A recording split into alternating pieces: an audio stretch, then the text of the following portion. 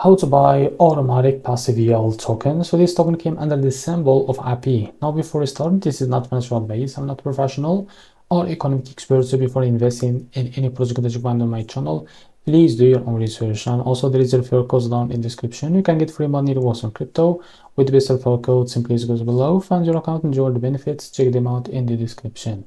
Now, before going on by this token, make sure to check the REFERRAL account and keep following the updates about this token. This token, as you can see, it's available on the screener.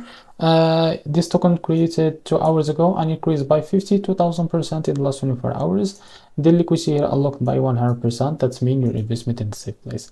Also, this token trending number 6 in this Solana section. To be able to buy this token, we will use the Radium for that. So first of all, connect your wallet. Now select your wallet from here. I will select the Bitkit wallet for that. So after you connect your wallet, if you don't see your token here, go back to this page on the screener. Now you can click here to copy the token address and go back, and you can click here and make sure to select the Solana and paste the token address here. So as you can see, this also click on this add and click on it again. You will be able to see it here, and make sure that you have enough Solana on your wallet. Now here type how much you want to buy.